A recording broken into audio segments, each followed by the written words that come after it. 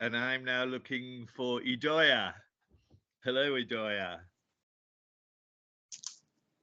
Hi, hello, good morning. Good morning, everybody. Hi, all the way from Spain, where the weather is a bit better than here, I gather, and we're all very jealous.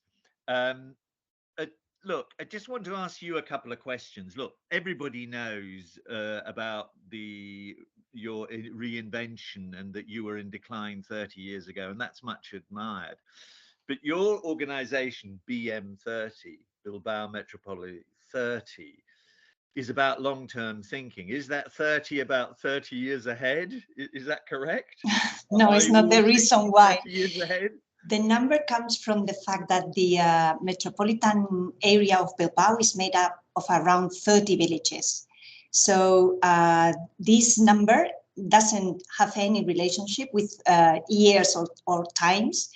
It wants to strengthen the fact that the metropolitan area in which BM30 works belongs to these 30 municipalities. That's the reason why. Ah, right. But the core of your work as BM30 is about thinking ahead, though, still, isn't it? Yeah, that's right. Yeah. Our main mission is to align the public and private efforts of our members and coordinate those efforts in a long-term vision for the metropolitan area of Bilbao, and at the same time defining with them transformative projects that help us to get to this vision.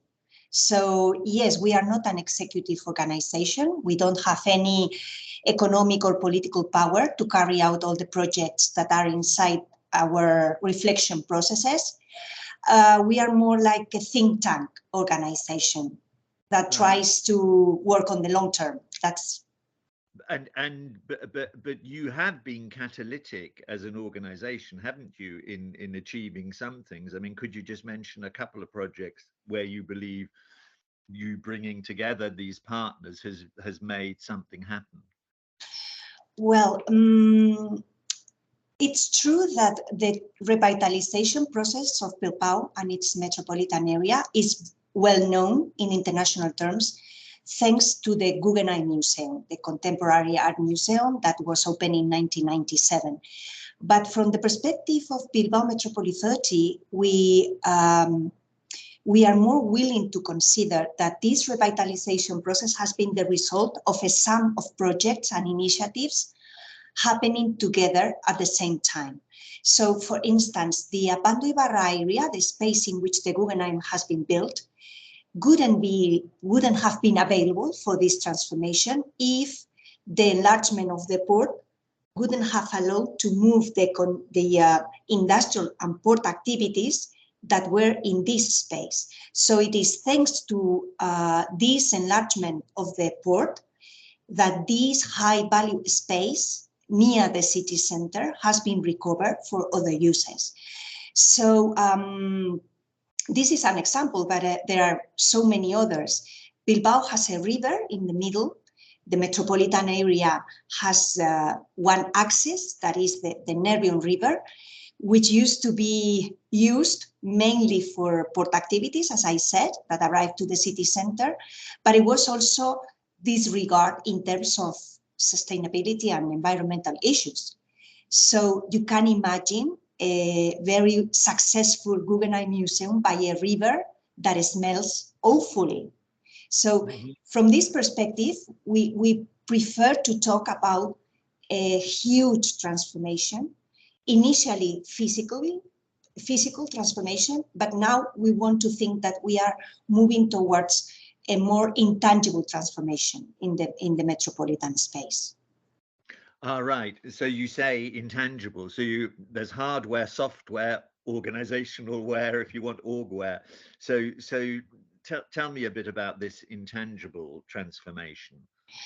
Well, after the first decade of work of BM30, because we were, no problem, we were born in 1991. So the first decade of our work was very focused on infrastructural projects. those that I've mentioned, the enlargement of the port, the transformation of industrial buildings into other uses, the recovery of the river for the metropolitan space, and so on. Those projects were mainly infrastructural. But after this decade of work, we realized that after studying all the regions and cities in the world, we reached the conclusion that cities and urban spaces no longer compete in terms of infrastructures. I mean, nobody comes to Bilbao because we have an airport, or nobody goes to Aarhus because they have a port. Let's, as an example, right? Yeah. We think that cities compete in other elements that are part, in fact, of the Coventry on the Coast project. We think that cities have attributes and traits that describe them as people. And these traits, these values, these intangible elements are those that make the difference when we have to choose a place to live, a place to work, a place to study, to spend our holidays, or a place to invest. Mm-hmm. So with this in mind, BM30 organized an international congress in which you were part, in fact, to help us define what would be the values for the future of Metropolitan Bilbao. And we defined 5 of them, which were innovation, professionalism, identity, community, and openness, as an example. So those are the frameworks in which BM30 is now working and fostering projects for the metropolitan area. Well, what I find quite interesting is that you, separately from our interest in this, psychology and all of that, you yourself and your organization, you're shaping it in that direction. That's true, isn't it? I mean, from what you've done various surveys about the state of Bilbao, etc. Yeah, well, I think that in a way or another, all the cities are putting people in the center. We are all very worried about the fact of humanizing again our cities, right? So the opportunity to include social sciences and specifically psychology in the urban planning, I think is starting to get importance, but it's going to be a must, right? Because in the end, we have just focused on one part of the city life, which is the physical, the streets, the buildings, which of course exist and are the, let's say, the physical structure that maintains the concept of what a city is. But a city is much more than buildings and streets and concrete. Cities are people. Cities are the identity, the sense of belonging, the collective soul. And I think that this personality of the cities can make a difference when addressing future challenges. Like in the people, we all see people that are capable of achieving their goals, while others, I don't know why, try, but don't get to the, to their objectives. In the cities, it works the same, right? All of us have challenges and future dreams, let's say, but there are cities that have the character or the situation or the context that make those dreams come true. Yeah. I remember you once had a slogan about 20 years ago, Bilbao, the city that makes your dreams come true. Yeah. But can I just pick up a point, which was this thing about professionality, which people in vision statements of their city have rarely mentioned. And you already 20 years ago said, walking the talk, i.e. not just, in a sense, talking about, the big abstract visions, is really important. And being professional, by which I understand you to mean actually trying to be effective and really doing what you say, is that true? Is that what that means? the professional here? Well, I think that when we decided to include professionalism as one of the main values for the future of Metropolitan Bilbao, that was because there is a consensus from the people living and working in Bilbao about the way we work, which is part of our identity. In fact, we are very hard workers. We also come from an industrial region. We were very industrial, based on shipbuilding and steel industry. And this is part of our ADN. And this is part of, in similar terms, what Chris has presented this morning about the traits of Coventry and how those traits can help or can be an obstacle for our future projects, right? In the case of Bilbao and its metropolitan space, we are industrial and we were very engineering. I am not an engineer, but I think this engineering mentality is inside our personality. And that can be very positive because we walk the talk, as you said. But in some cases, I wonder if it could be limiting, because this morning we have also talked about the necessity, the need of having a wider perspective, a more innovative and creative way of addressing the present challenges to be successful, because all the tools that we have used up to this point are not enough to face the challenges that we have now on the table. And there are two options: or we take very radical decisions in this context, which I think we are not yet ready, because there are political costs in this type of radical decisions, or we have to be much more creative to find ways of maintaining the way of life, which I think is also an opportunity to re-examine.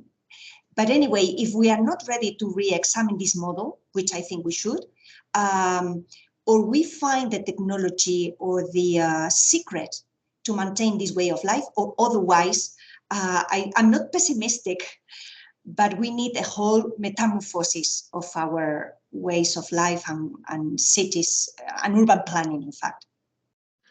Yeah, that's interesting. That is quite radical. I mean, I think that also your current programming, and by the way, just for those who are listening, the membership of BM30 is about 160 public, private, civic, and academic partners. So there are a lot of people thinking together, clearly not all 160 at the same time, but basically they are trying to drive the city forward collectively. And I think that's, of course, there are always difficulties and so on, but I think that is what is really quite admirable. But can I just come back to that point about the word radical you just mentioned a second ago? Because one of you do a lot of work around, every year you have programs called Metropolis of the Future, where you bring in people. I think in 2 weeks you're bringing a lot of Welsh people in. I think even, I'm not sure, isn't even the Premier coming, or whatever he's called? The First Minister of Wales is coming. Is coming, yeah, for example. But one of the things I keep on hearing you say in our conversations is that we need to be, and I like these words you use, you say we need to be avant-garde, pioneering, and disruptive. And you're trying to persuade your partners to think that this is good and normal and will help your future well-being and prosperity. Is that correct? Well, I think, as I said, that the inertia that led us to the point in which we are now, in general terms, I'm not thinking about Bilbao, is not enough. I mean, we need disruption in the way we think about the future of our urban spaces. In the case of Metropolitan Bilbao, and specifically about the role of BM30, we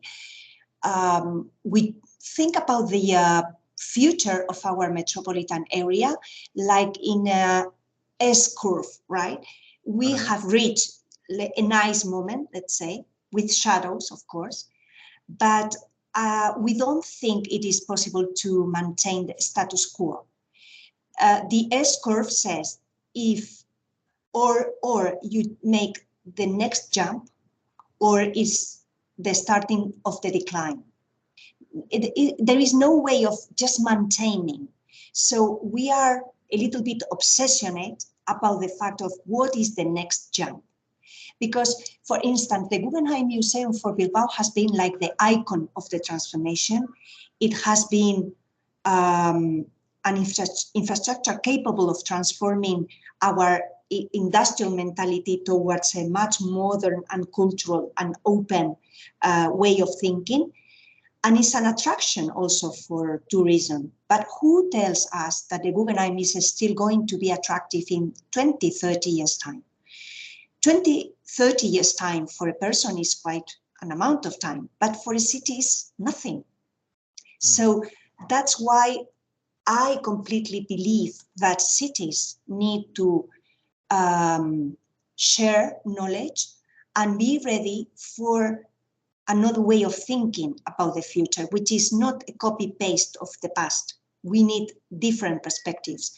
And that could be an opportunity for places like the ones that are invited to this session today, like Coventry or Aarhus or Bilbao, which are of the same size. We are not big cities. We can't compete in the big league of global cities.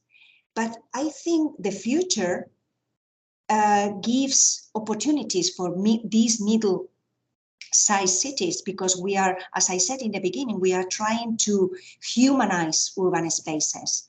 And in that sense, middle and small scale cities have an advantage in comparison with big metropolitan areas.